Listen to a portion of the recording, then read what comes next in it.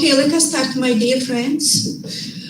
So dear distinguished guests, rectors of universities, conference participants, representatives of partner universities, it's my pleasure to welcome all of you for 16th Annual International Silk Road Conference that will be held online for 2 days.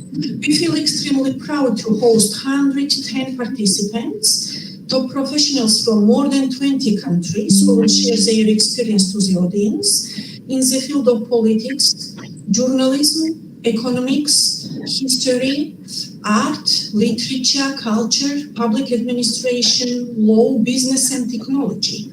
I would also take the opportunity to thank organizers and co-organizers of the conference and directors of partner universities for their tremendous support. It is great honor to give the floor to the Rector of International Black Sea University, Dr. Mr. Safed Bayraktutan, who will welcome conference participants. So Mr. Safed, floor is yours. Okay, thank you very much. Dear distinguished guests, dear professors, dear participants, it's my pleasure to welcome you to today's event.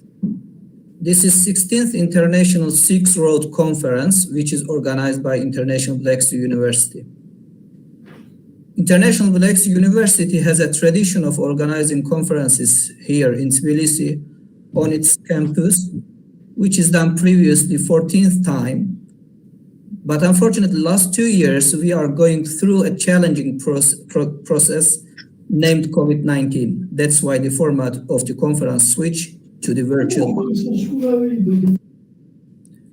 During 16 years, we had very honorable partners. I would like to express my deep appreciation to all of them.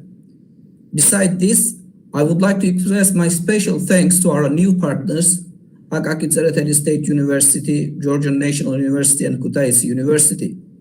I am very thankful to the keynote speaker for his contributions.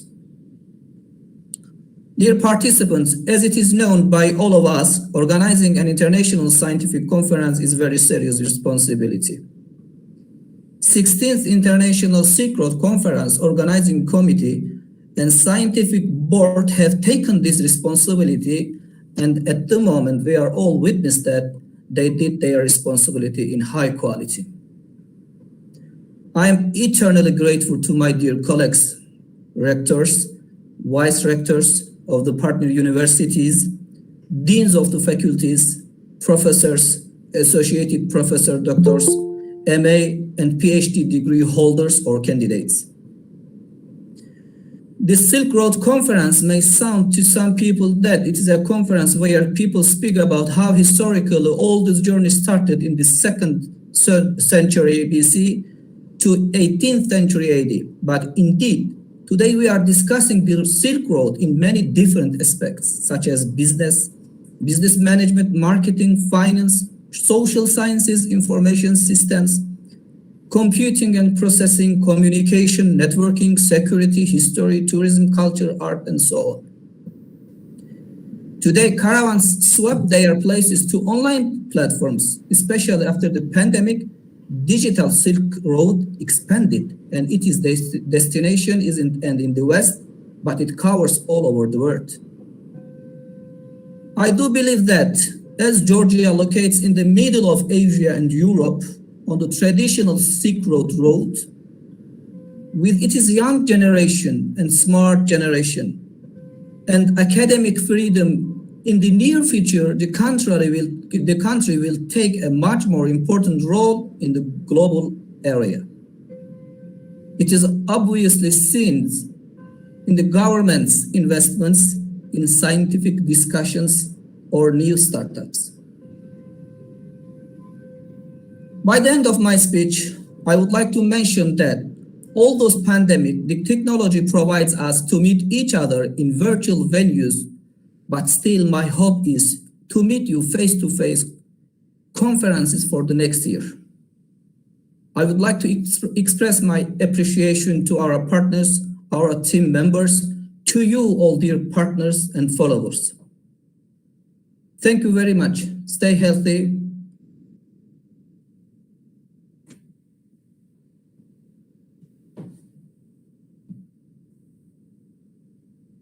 Okay. This is Thea. You are on the stage, Thea. We are listening to you. Yeah. Thank you very much, Mr. Rector, for welcoming speech and warm greetings. And let me now give the speech to Rector of Akaki Tsereteli State University of Kutaisi, Mr. Roland Kopaliani. Mr. Roland, floor is yours. მოგესალმებით. ძვირფასო კონფერენციის მონაწილეებო, მე მინდა პირველ რიგში მივესალმო შავი ზღვის საერთაშორისო უნივერსიტეტის კოლექტივს, აკადემიურ პერსონალს, მივესალმო მის რექტორს, პატრონსახელს. მოგეხსენებათ, უმთავრესი ღონისძიებები, რაც უმაღლეს სასწავლებელში ტარდება, ეს არის გამართული სასწავლო პროცესი, ხარისზე ორიენტირებული სასწავლო პროცესი და სამეცნიერო-კვლევითი საქმიანობა, რომლის გამომზევრება, გამოტანა სააშკაროზე ზუსტად აი ამ კონფერენციების სახით ხდება. ამიტომ მინდა ვისარგებლო შემთხვევით და მივესალმო კონფერენციის ორგანიზატორებს, კონფერენციაში მონაწილე ჩვენი ქვეყნის სხვადასხვა უმაღლესი სასწავლებლების ხელმძღვანელებს და მონაწილეებს, ასევე დიდი პატივისცემით მინდა მივესალმო ამ კონფერენციაში მონაწილე საერთაშორისო სივრციდან სხვადასხვა უმაღლესი სასწავლებლების წარმომადგენლებს, ხელმძღვანელებს.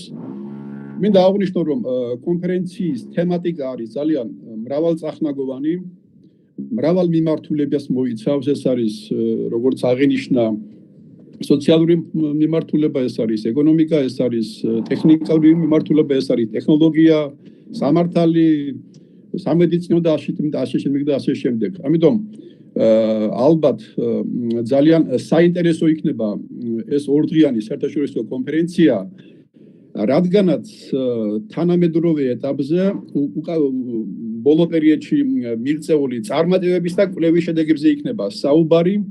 საინტერესო იქნება ამ კუთხით სპეციალისტებს შორის სჯაბაასი, კამათი, მშველობა და მე მინდა ვისარგებლო შემთხვევით და გაგიწერეთ სახელმწიფო უნივერსიტეტის ადმინისტრაციის სახელით კიდევ ერთხელ მივესალმო დღევანდელი კონფერენციის, საერთაშორისო კონფერენციის მონაწილეებს და ამ პაექრობაში აი ამ ინტელექტუალურ აზრ და ჭრილში უსურვო წარმატება და შედეგზე ორიენტირება. კიდევ ერთხელ დიდი მადლობა აი ამ შესაძლებლობისათვის. ძალიან დიდი მადლობა, ბატონო Roland. Thank you very much, Mr. Roland, for welcoming speech. Now let us give the floor to Head of Strategic Development Unit of Kutaisi University, Mr. Georgi Datuashvili. Mr. Georgi, floor is yours. მოგესალმებით, ძვირფასო კონფერენციის მონაწილეო. პირველ რიგში ქუთაისის უნივერსიტეტის სახელით მინდა დიდი მადლობა გადაგიხადოთ, რომ გვეძლევა შესაძლებლობა ვიყოთ თქვენი კონფერენციის ერთ-ერთი პარტნიორი უნივერსიტეტი, რაც ძალიან დიდი პატივი არის ჩვენთვის. დღევანდელი გახსნის ცერემონიალში მონაწილეობა უნდა მიეღო ბატონ გოჩა თუთბერძეს, რომელიც წარმოადგენს ჩვენი უნივერსიტეტის რექტორს, მაგრამ სამწუხაროდ პირადი მიზეზების გამო ის ვერ ახერხებს, რომ მიიღოს მონაწილეობა. მინდა ზოგადად შავი ზღვის საერთაშორისო უნივერსიტეტს და ასევე დღევანდელი კონფერენცია იქნება ძალიან საინტერესო და პროდუქტიული ყველა მონაწილესთვის. მინდა გისურვოთ წარმატებები და ვიმედოვნებ, რომ ჩვენი თანამშრომლობა კიდევ უფრო გაძლიერდება, განვითარდება და საერთოდ ძალისხმევით ჩვენ მივაღწევთ იმ წარმატებას, რასაც ნიშნავს განათლების დონის ამაღლება საქართველოში. გისურვებთ წარმატებებს და უღრესი მადლობა. დიდი მადლობა. Thank you very much, Mr. Georgi. Now let me give the welcoming speech to the Vice Rector for Science of Georgian National University, Mrs. Anna Pirtsxalashvili. Mrs. Anna, the floor is yours, please. Thank you. Ladies and gentlemen, conference speakers, guests and for sure organizers, it's a great honor for us, for Georgian National University, to on creating the conference with our partner universities. First of all, I want to thank all of you participating in this conference. Especially, I want to thank speakers because they are make a special contribution in the conference with their interesting speech and important ideas. It's very symbolic that many Georgian scientists are participating in this international Silk Road virtual conference because it's a historically known fact that the country in ancient time has always been an integral part of the Silk Road. However, the historical reality was difficult. There was a time as well when main trade roads operate without crossing Georgia. The idea of Silk Road was revived when China presented the project One Belt, One Road initiatives. It's one exaggeration to say that from ancient times, Georgia has not seen such a favorable geopolitical situation to become a transit trade country without East China and West Europe. I think that in the world of pandemic, it's very important to gather researchers even remotely.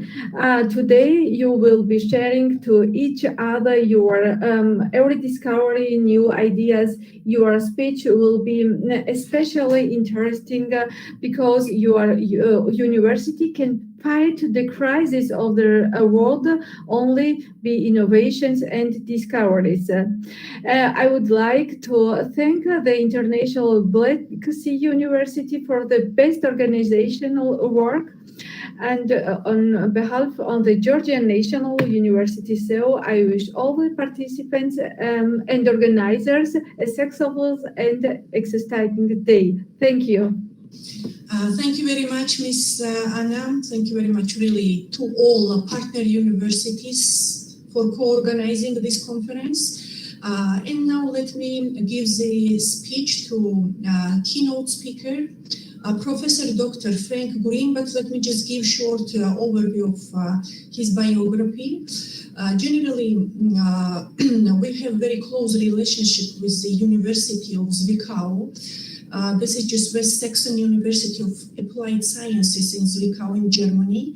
And under this partnership, we send students and academic staff for exchange. And of course, we have international projects that are led by Georgian and German professors, and we are more than happy and proud to really have joint researches, in this field. That's why we are more than glad to host Professor Dr. Frank Green today as a keynote speaker, and of course we are really happy that he is with us. He joined the International Silk Road Conference.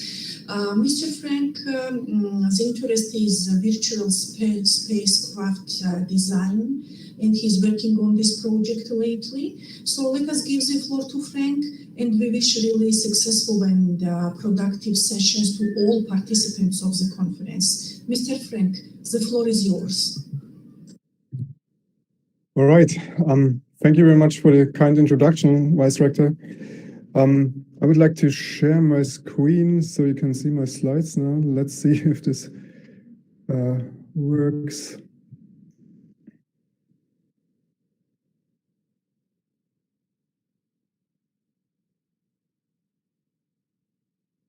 It's almost, that's always the most terrifying part of the online.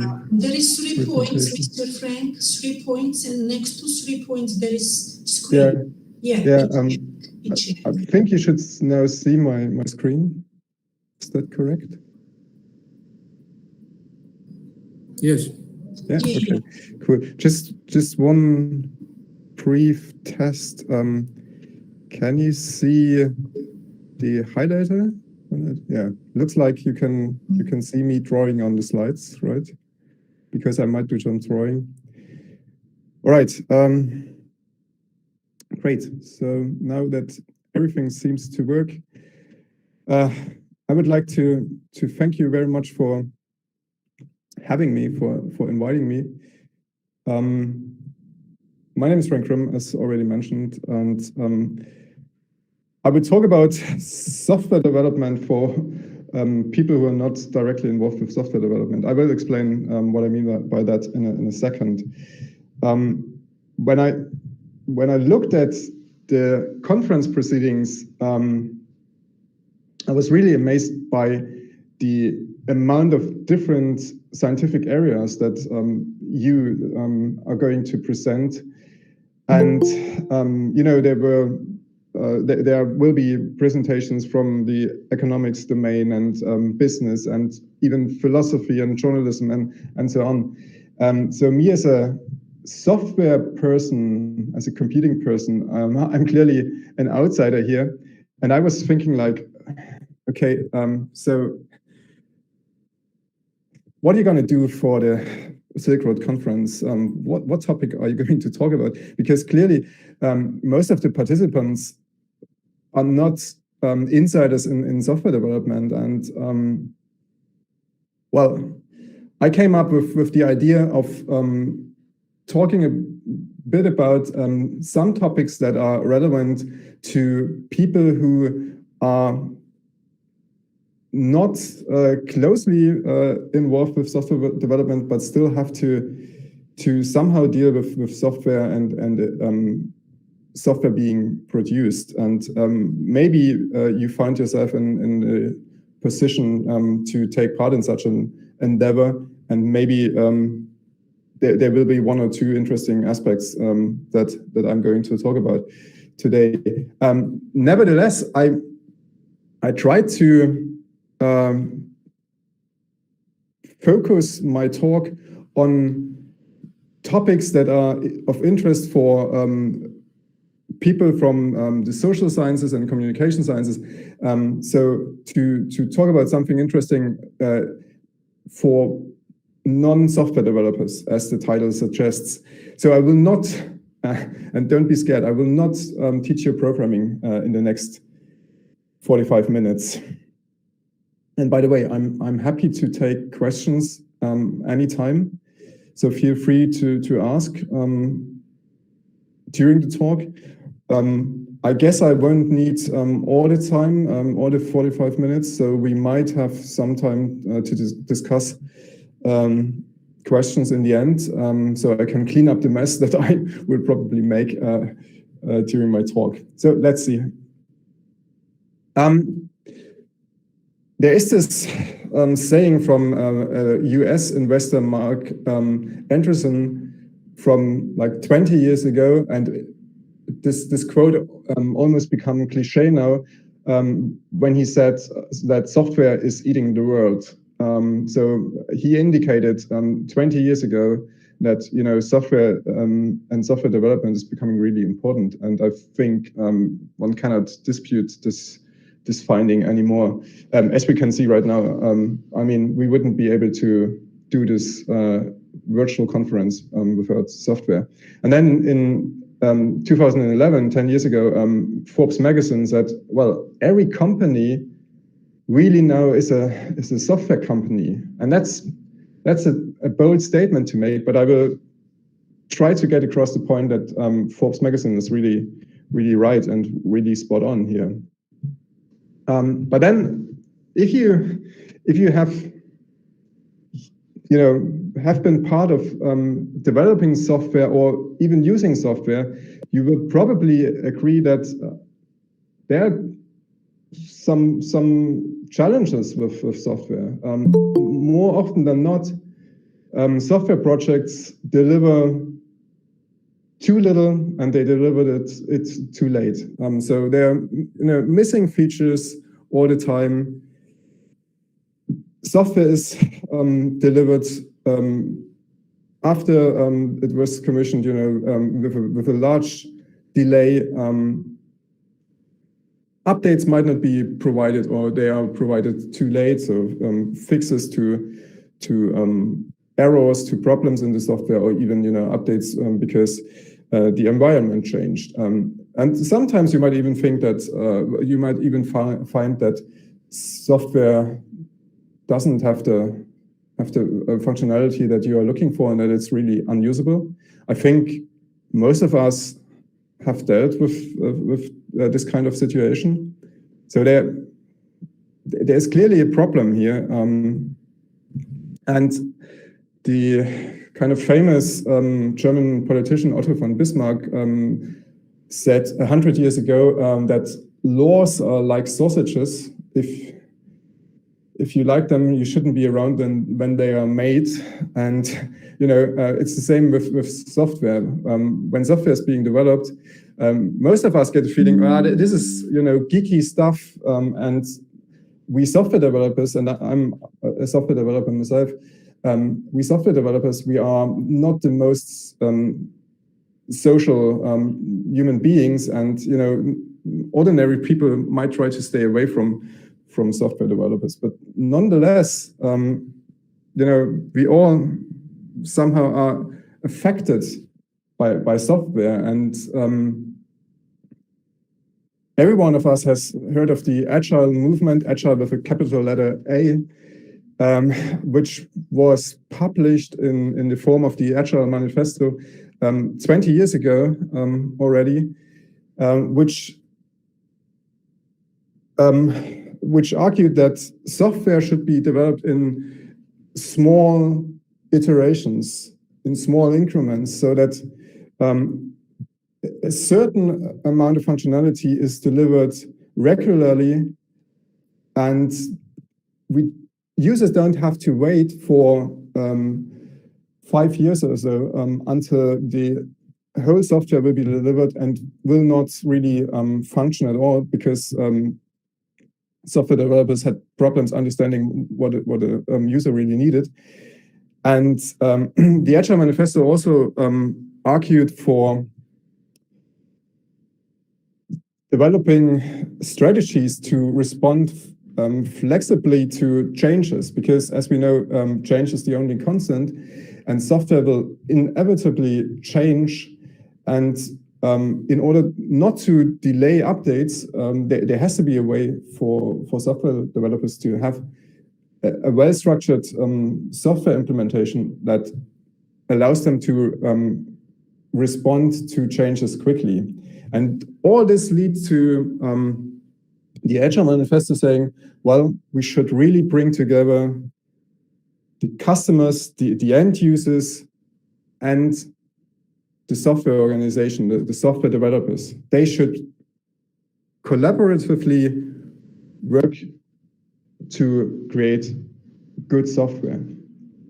Now, this all being said 20 years ago,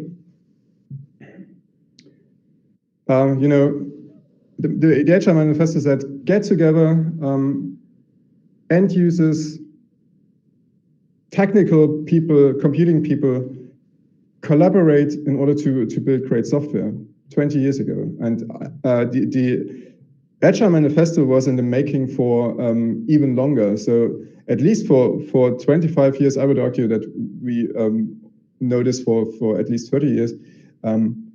There is this sense of, we have to get together business people, domain experts, and software developers. And still we get bad software. So why is this? And in my talk, I'm going to highlight some of the reasons, or what I believe are reasons, and I'm going to suggest one or two solutions that I find work in software development, and we can have a discussion afterwards if you wish. So there is this famous publication by a researcher named Melvin Conway from 1968, who in 1967 came up with the idea that when an organization develops some product, the structure of the product will reflect the communication structure of the organization developing this product. Now, what he said is that no matter what the formal structure of an organization is, no matter what your organization's organigram looks like, there will be additional communication structures, informal, maybe even informal communication structures, and these structures will govern how the structure of a product looks like. Now that's a finding from 50 years ago now, and Conway's law is not well known in, at least not well known in the software development company, in the software development community. It's becoming more known, more visible, but too few people know about this. I'm curious if you have heard of Conway's law. Maybe we can talk about this after my presentation. Okay, so there's Conway's law. What does this mean for software development? I try to look at Conway's law from a software development point of view because this is what I'm most familiar with. And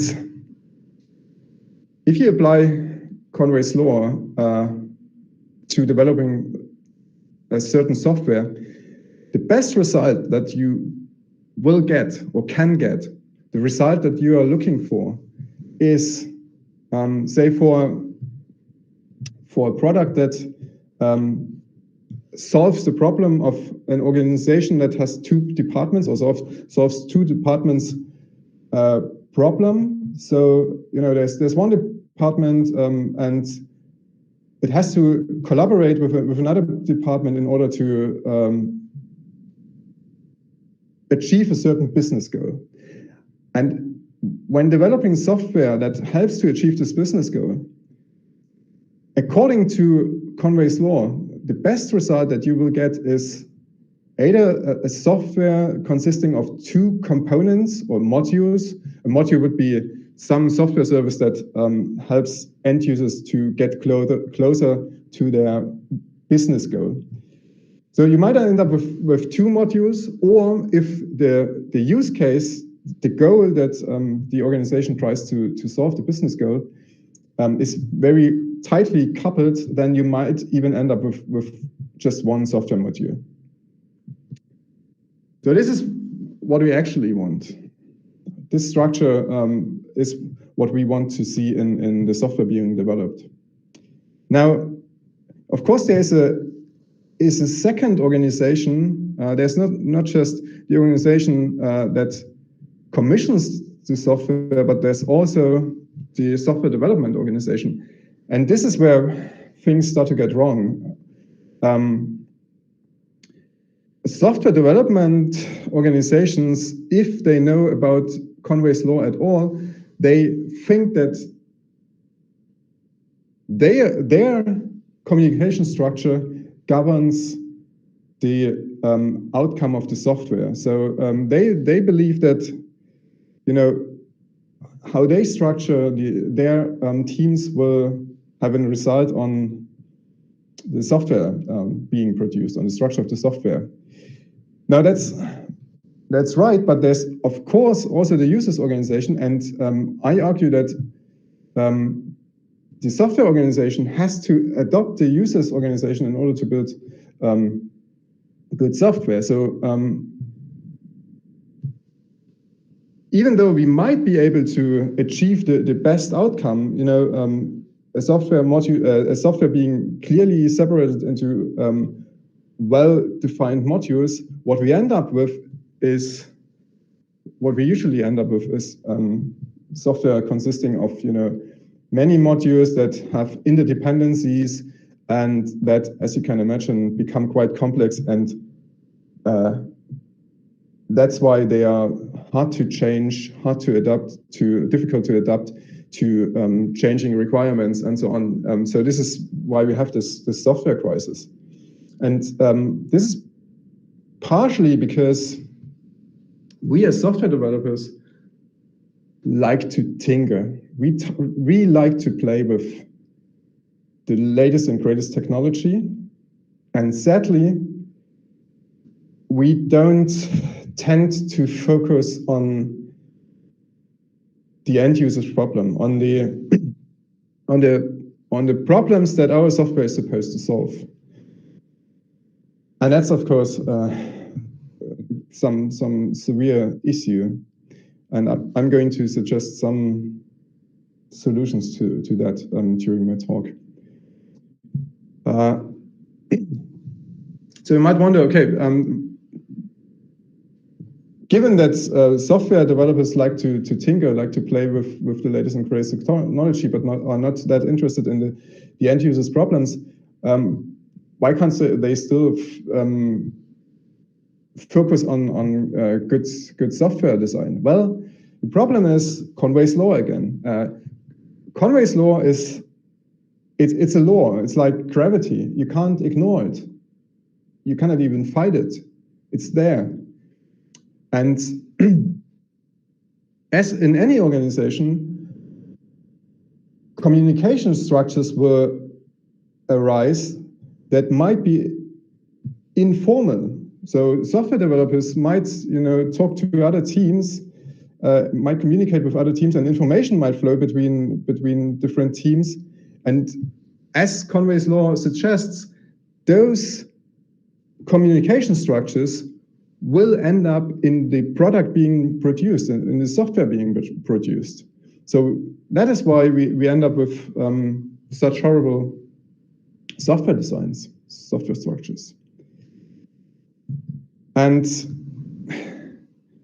the problem here is that we create what's famously called the big ball of mud software. So software that is difficult to modify, difficult to adapt to new requirements, to new challenges, business challenges. And software becomes spoiled with technical concepts, software concepts,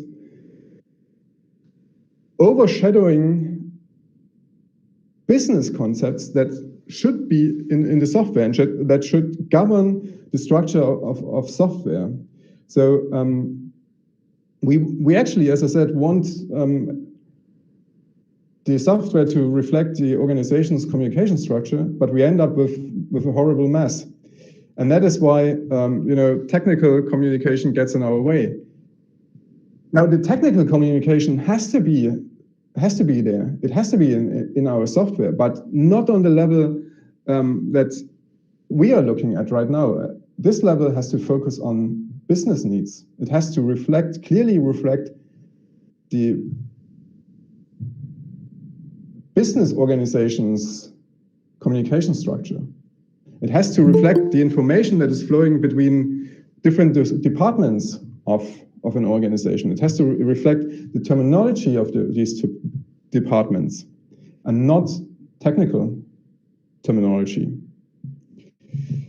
So if you accept the fact that software is really important nowadays and that software is a differentiator of your business or your organization and is really helping to distinguish your organization from your competitor, and is one of the key aspects, and that software is one of the key aspects differentiating between your company thriving and your company going broke, then software is really an enabler for what I call breakthrough innovation. And businesses have to deal with challenging and complicated problems, and software helps them solving those problems. So software is really a key enabler here to bring about innovation for businesses. So we cannot afford messy software, basically. But as I said, more often than not, we find software that is terribly structured.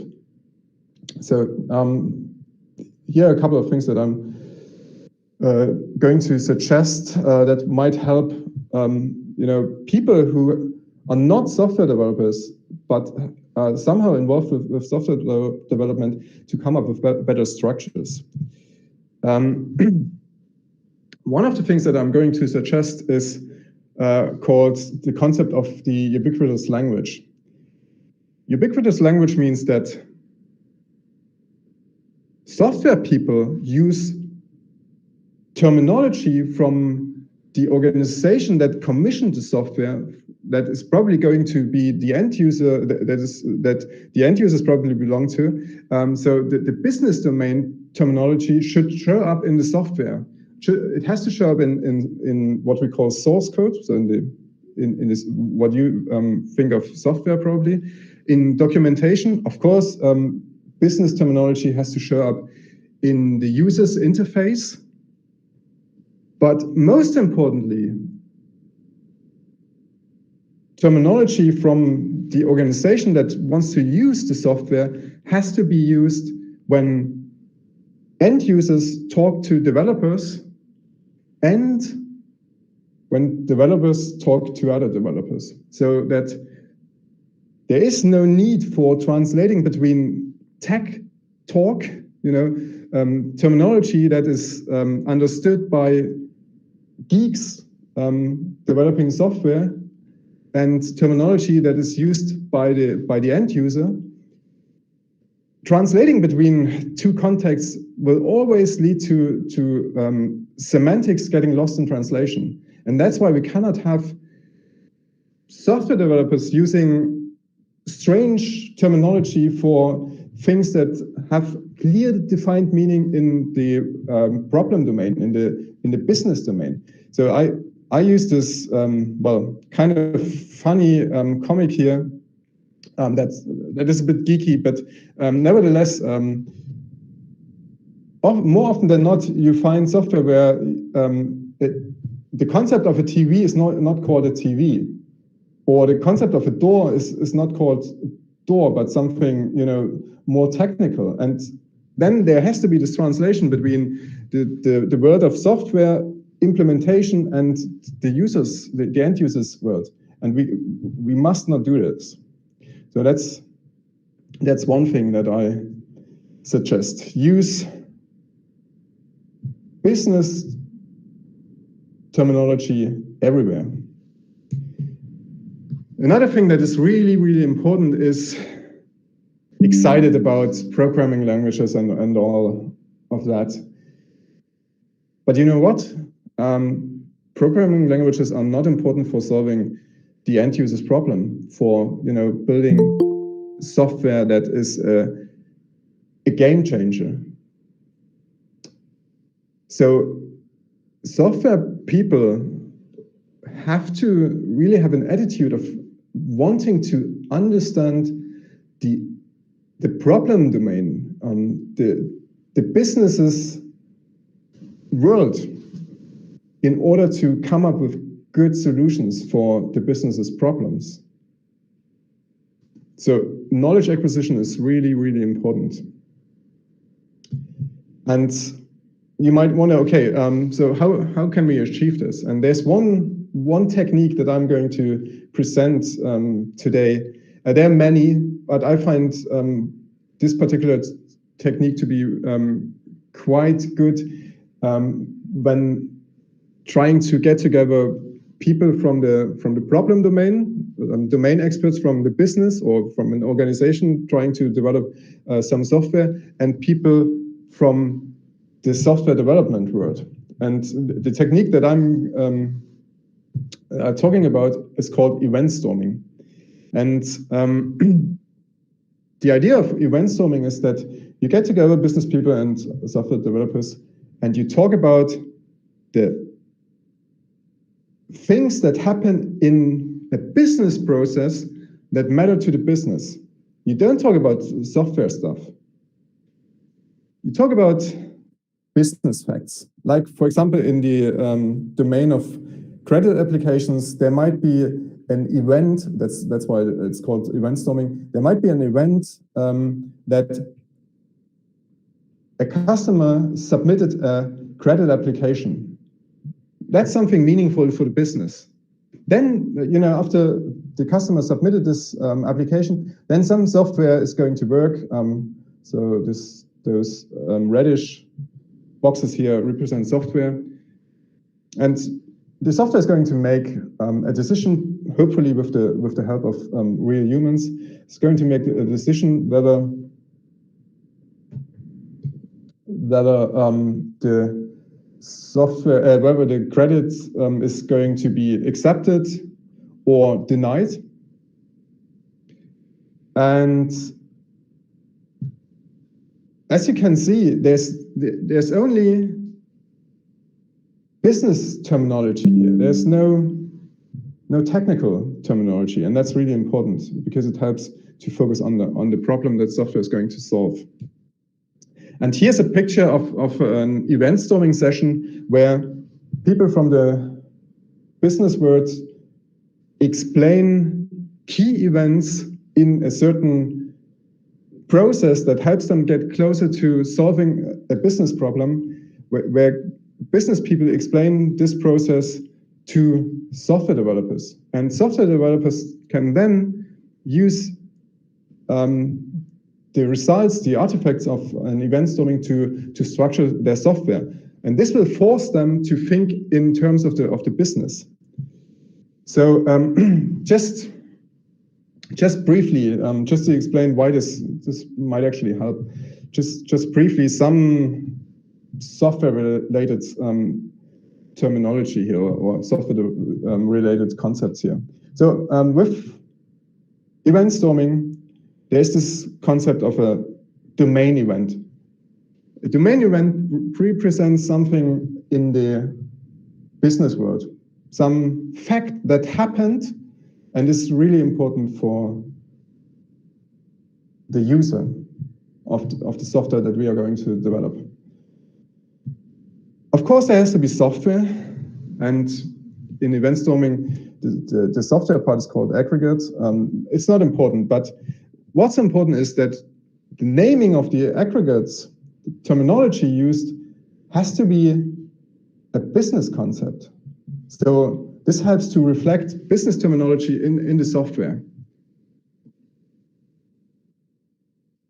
And then, of course, there's an end user who has to use the software. There are what's called commands in order to define the end user's intent towards the software.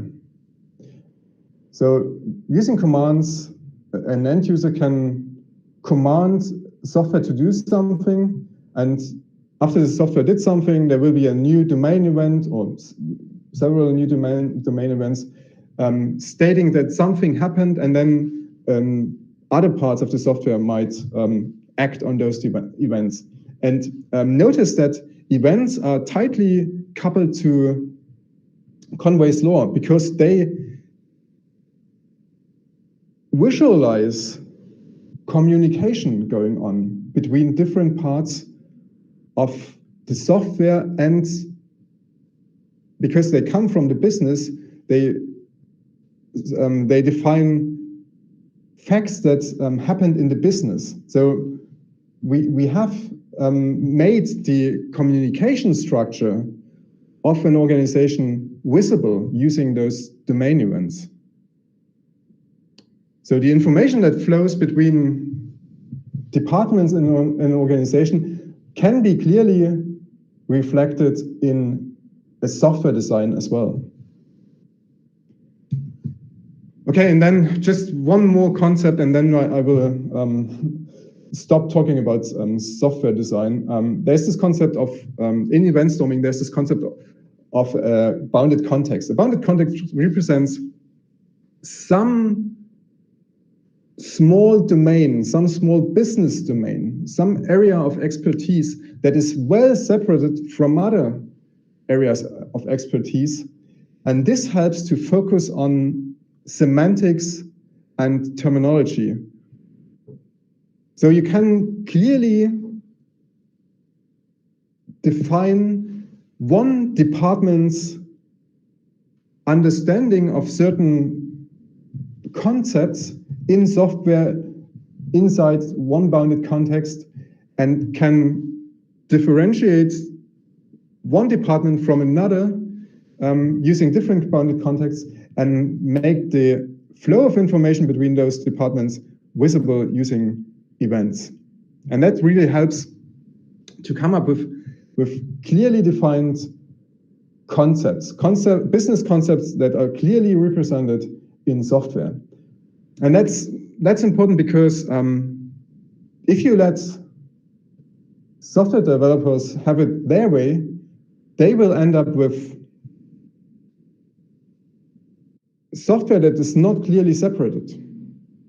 So in the banking domain, that would mean there's not a clear separation between the credit application department and the scoring department who determines whether a credit application should be accepted or not. And if you don't clearly separate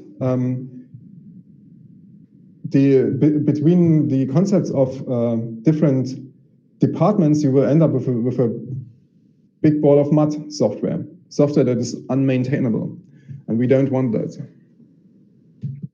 So event storming to me is really a key enabler to get together business people and software developers, and event storming helps software developers to understand the business problems, helps them to structure business problems, and from there create what we call user stories in order to get a better understanding of how to go about solving a certain problem in software, come up with examples in order to test the software, and maybe even do what's called impact mapping to decide which feature to be developed next. So event storming is just the beginning of the software development process, but it helps to acquire knowledge about the problem domain.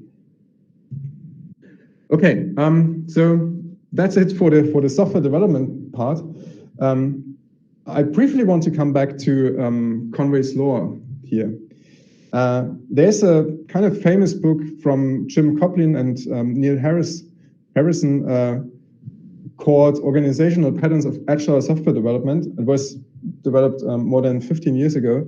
And they came back to Conway's Law and said, well, try to have the structure of an organization be compatible with the structure of the product that you are going to develop. If you don't have this compatibility, you will end up in trouble.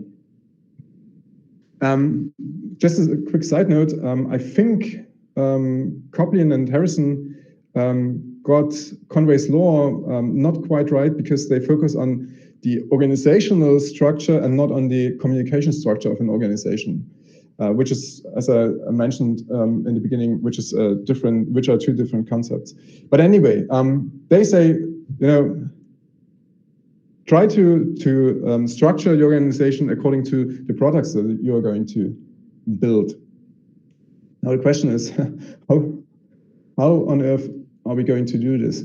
And there's this organizational pattern, a pattern being some general description of a problem that occurs in various places, and a general description of a solution to this problem. So there's this organizational pattern called the inverse Conway maneuver, which tries to counter Conway's Law by saying, okay, how are we going to reconfigure an organization, the departments of an organization, in order to optimize for inter-team communication, in order to optimize for achieving the best organizational structure that reflects our product structure, for example, a software product structure.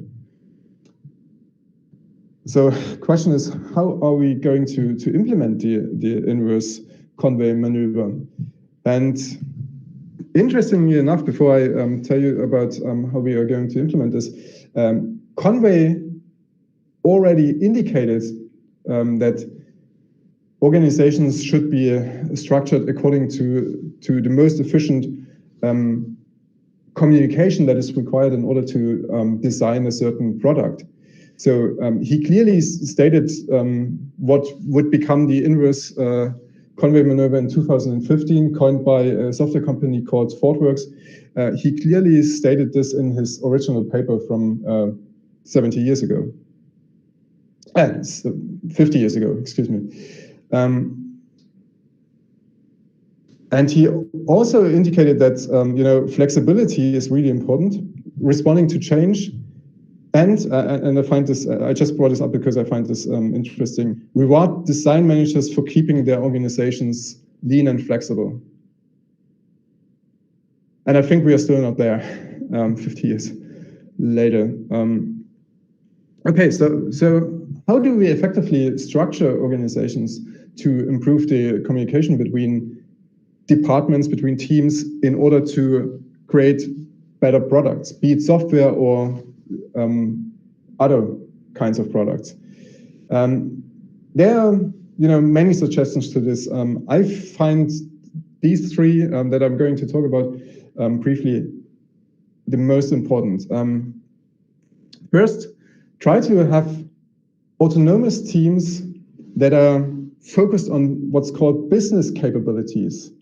So traditionally, we would have silos where there would be software developers, and then there would be another department with testers, and before software developers can develop their software, there would be analysts trying to understand the end users, the customer's problem. And as I said, this leads to informal communication, and this leads to software that is not optimally structured. So try to build what's nowadays called cross-functional teams. Teams that have experts from different domains. In the software development world, a cross-functional team would have, of course, software developers, but also testers, business analysts, even end users, domain experts, the people who really know what the software should solve for them. And the second recommendation that I have is that inter-team communication should be done according to a well-defined protocol. So in order not to let informal communication leak into the product structure, we should define gateways for communication between teams. And lastly, I would argue that multitasking is doing a huge disservice to all of us, because multitasking requires context switching, and humans are inherently bad with context switching. It takes minutes. It takes us minutes to switch from one context to another, and multitasking doesn't solve any problem. So let your teams focus on a single problem, on a single responsibility, and they will work more effectively. So just to sum up my talk, I think the key points, the key takeaways are, require software developers to learn from you as the domain expert,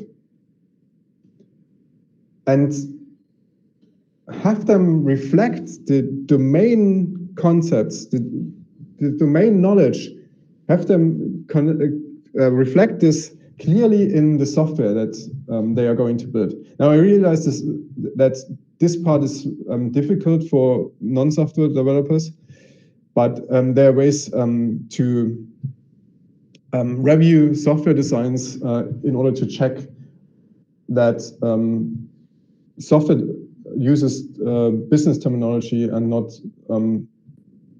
terminology from the technical domain. And Conway's law is a fact of life. it's a law. You cannot avoid it.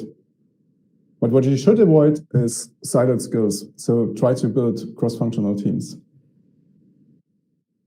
And with that, I'm coming to the end of my talk.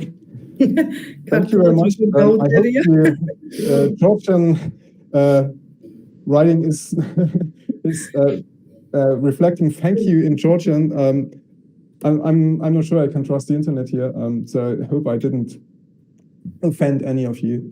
But I hope I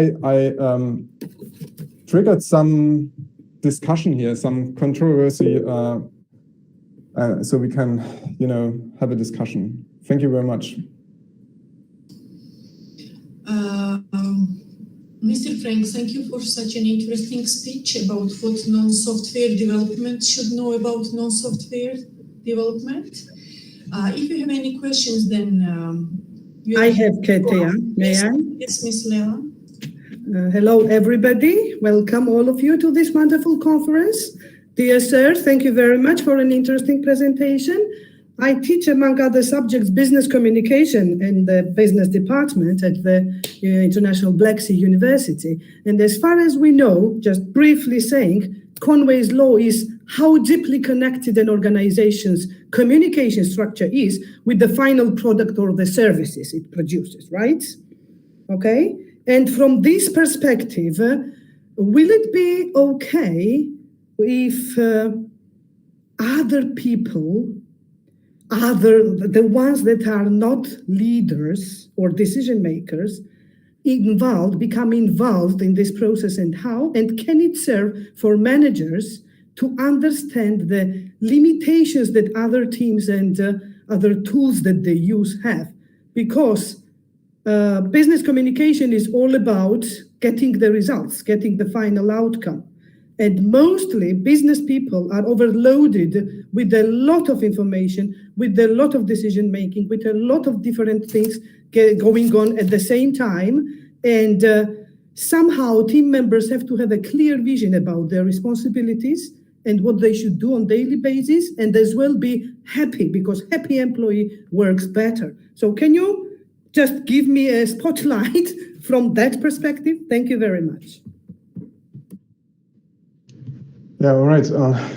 Thanks for the comment and thanks for the question. Well, should ordinary people be involved in this communication? Yes, I think so. I think it's a requirement because from a software development point of view, software is the reason software exists is that it should help users to get closer to solving a problem, to get one step further to solving a problem, and maybe help them, to solve the problem all the way. And in order to solve this problem, the entire process has to be somehow realized in software, implemented in software. And in order to be useful, the software really has to provide a step-to-step solution and has to understand all the communication that is going on, not just the communication that managers think is going on in a certain department. So you have to bring real domain experts to the project and have them explain their understanding of their daily business to the software developers, and have this process of going about their daily business clearly represented in the software. So yes, I would strongly argue it's not just managers, it's everyone in a team, in an organization's department that should get involved. And I know this is not easy because it costs a lot of money to have team members participate in meetings with software developers. But the alternative would be bad software. And an organization really has to decide as Forbes magazine said 10 years ago, do we want to be a software company or do we not?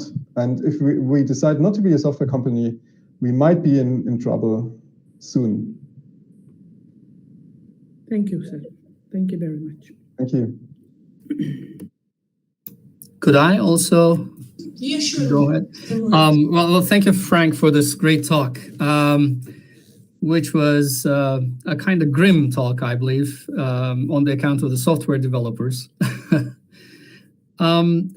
So how much importance do you think the organizations should attach to process identification and process descriptions in order to understand, what kind of work that, they are doing themselves? I think the organization should really focus on process definitions. The problem with process definitions, as I know them, is that they are complicated and that they tend to be on the techie side of a software development project. They are, there's BPMN and all this rather technical stuff that is complicated for domain experts to understand. And I find informal methods like event storming and there are other techniques. I find these informal techniques to be more accessible to non-technical people. But I don't want to trash, formal process definition methods, techniques, because they are also important. But I think they come after techniques like event storming, which help to get an initial understanding of a problem, of a business problem. And is it optional, sir? Can companies themselves decide, or organizations themselves decide whether they would use it or not, or management teams somehow recommend and highly respect this approach? That's a good question. Well, I would argue that a good software company should not enforce methods, techniques, helping to extract knowledge on the customer. So the customer should really be the one in the driver's seat, and software teams should consult and should mentor even clients, but they should not force clients to use a certain way regarding software development. So when an organization, when a client wants to use, say, event storming or something else, then this should really be the client's decision. Of course, the software organization could make some suggestions, but I think they are the ones getting paid, so they should try to accept the needs of the organization paying them. And is there a kind of practice which would indicate to the fact that let's first try it and see how it works, and then you decide whether you are going to use it or not?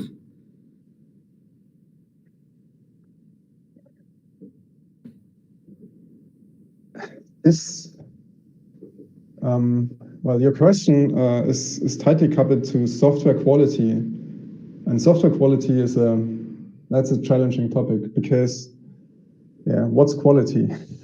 Okay.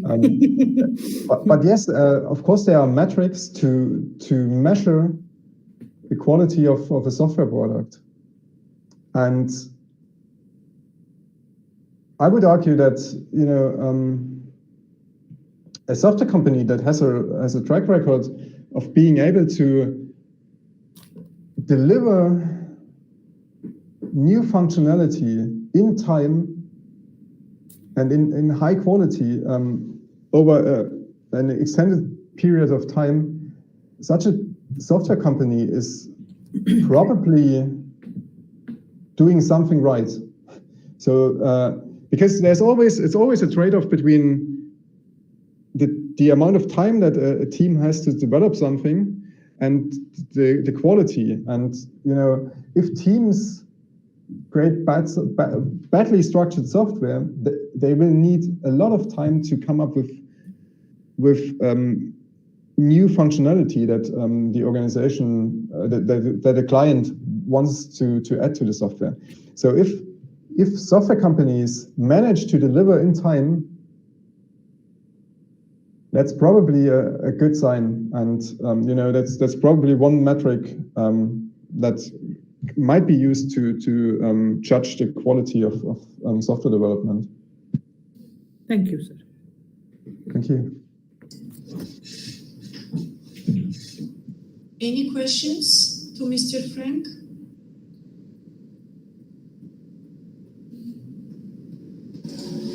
Okay, if no questions, then I would like to really thanks to Mr. Frank for such a wonderful speech and of course for discussion. Now it's time for exchanging views. Let us announce short break, but beforehand let me remind you that you should follow the conference program that was sent to your mails, and we'll start exactly at 4 p.m. You have more than half an hour. Each session has its chair, moderator, who will lead sessions, and I'm sure you will have interesting and productive sessions and enjoy for the next 2 days from debates and networking. Thank you for your participation and wish you interesting conference sessions. Stay healthy. Thank you. You're welcome. Thank you.